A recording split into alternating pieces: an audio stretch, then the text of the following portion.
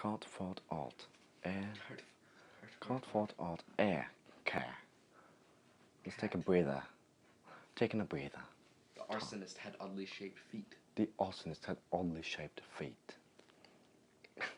The Human Torch was denied a bank loan. The Human Torch was denied a bank loan. Oh, hi there. Welcome to Gabe's Backyard Living Room Edition. I'm sitting here with a talented actor, and what I do on the show is I like to talk to talent in Des Moines, Iowa. Only in Des Moines because I don't like traveling. It's just a thing. Would you please tell the audience your name, where you're from, and what you do? I am Drake Hagar. I am from Des Moines, Iowa, but I lived in Norwalk, just south of Des Moines, and I am an aspiring actor. Aspiring actor. I like that. I like actors. Most people do. Yeah. We want to get to know you as a person, as an actor, as a human being. So let me start off with, how long have you been acting? Oh, always, since I was a child. Since you were a child? Yeah. Really? Mm-hmm. About how old do you think you decided that you wanted to act? I was about 5. You were 5 years old? Mm-hmm. That's really young. It was young, but I was a movie freak. Loved watching movies, and that's what really inspired me. What's your favorite movie? What was the movie? The movie I think of when I think back to what inspired me was Pierce Brosnan's Tomorrow Never Dies. Oh, yeah. James Bond. Yeah, James Bond. Yeah. Oh, that James Bond character. I am James Bond. Would you like to play James Bond? Yes. Yeah. Have you dreamed about it? Yeah. Hell, if British actors can play American roles like Superman, looking at you, Henry Cavill, then why can't I play James Bond? Rightful point. So where did you learn to act? I started off with just plays, and then, I've taken private acting lessons for the last 5 years through Kim Busby. She works with Aries Works Entertainment and in Des Moines, and she's been my mentor, more than a teacher, more than an educator. She's been my mentor. She's like your master, and you're the Padawan. Exactly like that. Yeah, she's taught me a lot. Also, I've had great educators through the Des Moines Area Community College. When I went there for a semester, little crazy Bill Johnson. I always say that if your acting teachers aren't crazy, well, they're not really teachers at all. I've never heard that. Well, now you have. I guess it could be true. It's a thing. Now, you say that you've taken lessons the last 5 years. How old are you? I'm 19. 19. So since you were 14, you've been taking lessons, but you say that you've wanted to act since you were a child, roughly, what'd you say, 5 years old? Mm-hmm. What have you been doing since? Well, when I first started, I just did small plays. I auditioned for different stuff. And then finally, my freshman year of high school, I said, okay, I really want to make this a career. I don't want to be a teacher. I don't want to be an electrician. I don't want to be an engineer. I don't want to do any of this stuff that everyone else is doing.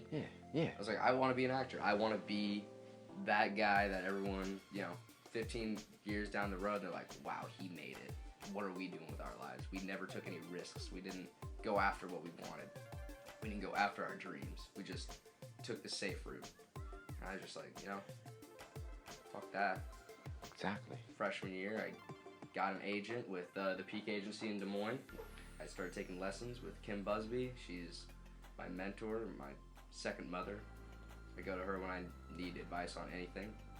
And then second semester of my freshman college year, I went to the University of Iowa, and I took lessons from Meredith Alexander and Paul Kalina at the university in the theater arts department. That didn't work out in the end, but we'll get to that later. Of course. We don't want to rush anything. No, of course not. Of course not. What kind of work have you done? You say you mentioned plays, short films, I think you believe? I've done some short films. I've done feature films with Blue Box Limited with Scott Beck and Brian Woods. They were also graduates from the University of Iowa. They were my first films. How about that? My first films through those guys. They're out in LA right now. They're still making movies and putting in work. They're great guys, so I've done stuff with them. I've done short films with Gabriel Tejeda. He's so much potential, but he's kind of an asshole. But yeah, he's great at filmmaking. He's quite the director. He's got a lot ahead of him. I hear. Now, I think there's a saying that says that if your director's not an asshole, well, he's not a really good director. I think that's very true. Yeah. Now, you mentioned these plays, you mentioned these short films, and you mentioned this Gabriel Tejeda fellow. A couple commercials also, just small stuff, some promotional ad stuff like that. Oh, nice. Yeah, small stuff. What kind of paid. promotional? Promotions like last year I went to the Knoxville Raceway to give out flyers for STP. STD? STP. Not STD. Okay. Yeah, because that kind of raises the question.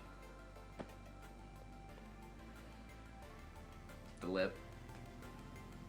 Well, you brought it up. You brought it up. You brought up STDs. No, you did. No, I don't have. I NASCAR. have herpes on my lip. Yeah, I was with Gabe's mom last night.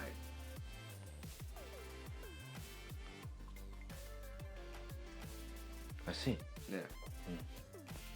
Shall we get back to the interview? Let's get back to the interview. You know, not stop talking about my mom. Good. Now let's talk about your recent projects. What has been the most recent things that you've done lately? Most recent thing I just got done with through the 48-hour film project with Gate 13 and Company. Excellent. Director Gabriel Tejeda. The Asshole. The Asshole, yeah. We did a short film called 4 Shots. It was about a post-apocalyptic group of survivors that are kind of get into a little spat, and that's for you guys to find out. We'll put a link in the description. Also, a couple months back, I did a film called Kennedy Hill, directed by Jennifer Katchler. Oh, nice. Yeah, I was just a small role. That was about a woman. This girl finds out that she's adopted in the early 1900s, and she goes on a quest to find her real parents. And I was the boyfriend who broke the news to her that she was adopted, so we're not together anymore. Well, I guess that happens.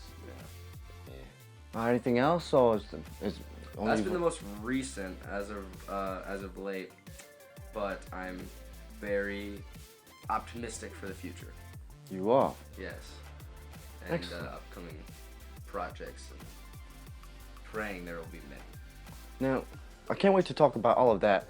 We are going to take a very short break because when we come back, we're going to hear a little bit more about these recent projects and the future that's in store for Drake Hagar.